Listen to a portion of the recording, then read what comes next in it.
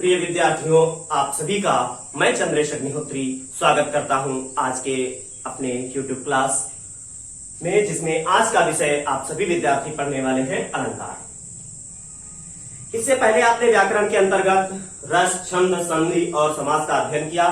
आज एक नया टॉपिक अलंकार, जिसमें आप अलंकार किसे कहते हैं, उसके कौन कौन से भेद हैं, उनकी परिभाषाएं और पहचानने की अलंकारों को आसान सी ट्रिक्स कि आपकी अगर परीक्षा में कोई भी अलंकार आ जाए तो आप उसको बहुत आसानी के साथ समझ लें।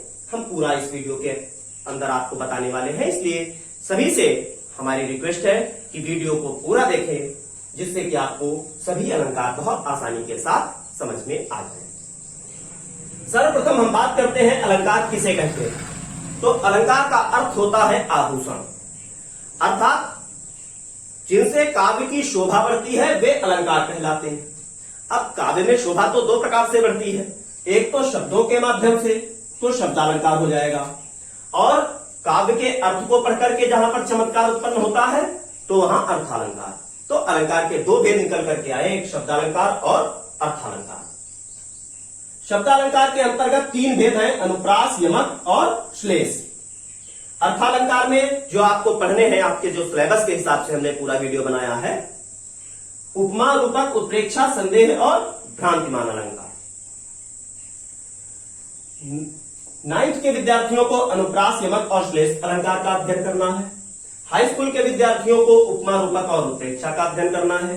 फर्स्ट ईयर और इंटर के लिए आपको अनुप्रास, यमक, श्लेष, उपमा, रूपक, उत्प्रेक्षा, संदेह और भ्रांतिमान अलंकार का अध्ययन करना है। अलंकार से संबंधित जितने भी प्रश्न होंगे 100% प्रश्न आपको इस वीडियो में मिलने वाले हैं। कोई भी आपका ऐसा प्रश्न नहीं आएगा जो इस वीडियो से बाहर का हो। सबसे पहले हम शब्दालंकार के अंतर्गत अनुप्रास अलंकार की बात करते हैं। अनुप्रास अर्थात लगातार आने वाला, माने जहां पर कोई एक अक्षर जो दो या दो से अधिक बार आता है वहां अनुप्रास अलंकार होता है। हमने लिख दिया पहचान इसकी, वर्णावृत्ति। वर्ण माने अक्षर, अक्षर की आवृत्ति बार बार हो वहां अनुप्रास अलंकार होगा। जैसे उदाहरण लिखा, तरनी तनुजा तट तमाल तरुवर बहुछाए, ताता बार बार आ रहा है, इसलिए यहां पर अनुप्रास अलंकार हो जाएगा। ऐसे हो सकता है, चारु चंद्र की चंचल किरणें खेल रही हैं जल थल में, क्या हुआ, चाचा बार बार आ रहा, तो यहां पर भी अनुप्रास अलंकार। ध्यान रखिए, जहां पर एक ही अक्षर बार बार आता है वहां अनुप्रास अलंकार। दूसरा आपका आता है यमक अलंकार। यमक अलंकार में क्या होता है, इसमें कोई एक शब्द दो या दो से अधिक बार आएगा, परंतु जितनी बार आएगा हर बार उसका अर्थ अलग अलग ही होगा। जैसे उदाहरण है, कनक कनकते सौगुनी मादकताधिकाय, या खाए बौराय जग वा पाए बौराय। या खाए, इसको खा करके, इसको कनक, कनक माने धतूरा, और वा पाए बौराय, उसको पा करके, उसको पा करके किसको, कनक, कनक माने सोना, सोने को पा करके व्यक्ति बौरा जाता है। तो यहां पर कनक शब्द दो बार आया और दोनों बार उसका अर्थ भी अलग अलग है, इसलिए यहां पर यमक अलंकार। भिन्नार्थक शब्दशः, माने शब्द जितनी बार बदलेगा अर्थ उतनी बार बदलेगा, माने जितनी बार एक शब्द आएगा उतनी बार उसका अर्थ भी अलग अलग होगा। श्लेष अलंकार में यमक से थोड़ा सा अंतर होता है। यमक में हमने क्या पढ़ा कि जितनी बार शब्द आएगा उतनी बार अर्थ अलग अलग होगा, परंतु श्लेष में शब्द तो एक ही बार आएगा परंतु उसके अर्थ एक से ज्यादा होंगे। एक ही शब्द एक ही बार आएगा परंतु अर्थ उसके हर बार अलग अलग होंगे, दो या दो से ज्यादा होंगे, वहां श्लेष अलंकार। शब्द एक अर्थ अनेक, वहां पर श्लेष। उदाहरण लिखा है, रही मन पानी राखिए बिन पानी सब सून, पानी गए न उबरे मोती मानुष चून।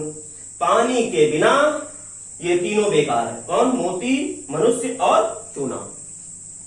तो मोती शब्द के लिए पानी का अर्थ क्या हो गया, चमक। मनुष्य के लिए पानी शब्द का अर्थ इज्जत, सम्मान, और चूने के लिए पानी शब्द का अर्थ जल। तो पानी शब्द एक बार आया परंतु अर्थ उसके तीन हो गए, इसलिए यहां पर श्लेष अलंकार माना जाएगा। तो हम उम्मीद करते हैं आपको ये अनुप्रास, यमक और श्लेष अलंकार समझ में आए होंगे। अगर कोई दिक्कत आपको रहती है तो आप हमारे व्हाट्सएप नंबर 8042 पर कांटेक्ट करें। साथ ही साथ आप निश्चित रूप से, हम उम्मीद करते हैं आप कमेंट्स बॉक्स में हमें बताएं कि वीडियो आपको कैसा लग रहा है। फिर हम बात करते हैं अर्थालंकार, जो हाई स्कूल और फर्स्ट ईयर इंटर के सभी विद्यार्थियों के लिए बहुत इंपॉर्टेंट है। अर्थालंकार के अंतर्गत आपको 5 भेद पढ़ने हैं: उपमा, रूपक, उत्प्रेक्षा, संदेह और भ्रांतिमान। पहले हम 3 अलंकारों की बात करते हैं, उपमा, रूपक और उत्प्रेक्षा। देखिए, उपमा में क्या होता है, समानता बताई जाएगी उपमेय में उपमान की। रूपक में भेद रहित आरोपण होगा और उत्प्रेक्षा में संभावना बताई जाएगी। पहले एक हम उदाहरण आपको बताते हैं जिससे आपको समझ में आएगा, फिर हम आपको परिभाषाएं बताएंगे और दूसरे काव्य के उदाहरण बताएंगे। जैसे हमने कोई सीरियल देखा, उसमें कोई चंद्रशेखर आजाद का पात्र हमने सामने देखा, हमने कहा कि ये तो चंद्रशेखर आजाद के समान है, तो चंद्रशेखर आजाद के समान है हमने कहा तो उपमा हो जाएगा। और जब हमने कहा ये तो चंद्रशेखर आजाद है तो रूपक हो जाएगा। और हमने कहा ये तो मानो चंद्रशेखर आजाद की तरह हो, यानी मानो चंद्रशेखर आजाद हो, तो उत्प्रेक्षा हो जाएगा। तो परिभाषाएं क्या निकल करके आई? जहां पर उपमेय में उपमान की समानता बताई जाती है वहां पर उपमा अलंकार होता है। जैसे मुख मयंक सम मंजु मनोहर, मुख मयंक माने चंद्रमा के समान सुंदर है। नायिका के मुख की सुंदरता का वर्णन करते हुए बताया गया, कवि ने बताया कि नायिका का जो मुख है उसकी सुंदरता चंद्रमा के समान है, तो समान शब्द आया तो उपमा अलंकार। रूपक अलंकार में क्या होता है? रूपक अलंकार में उपमेय में उपमान का भेद रहित आरोपण किया जाता है, माने उपमेय को ही उपमान मान लिया जाता है। जैसे उदाहरण लिखा है, मुख चंद्र तुम्हारा देख सके मन सागर मेरा लहराता। चंद्रमा रूपी मुख, अब इसमें बीच में कोई समानता सूचक या संभावना सूचक शब्द नहीं दिया है, सीधे कहा गया चंद्रमा रूपी मुख। जब हम अर्थ निकालेंगे तो रूपक अलंकार में रूपी शब्द अवश्य जुड़ेगा। चंद्रमा रूपी सुंदर मुख को देख करके मेरा मन सागर, मन रूपी जो समुद्र है वह लहरें लेने लगता है, हिलोरे लेने लगता है।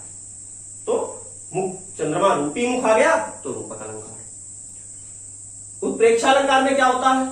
उत्प्रेक्षा अलंकार में संभावना बताई जाती है। उपमेय में उपमान के होने की संभावना का ज्ञान होता है, जिसमें जन, मन, जानो, मानो, मनहु ऐसे शब्द लगे रहते हैं।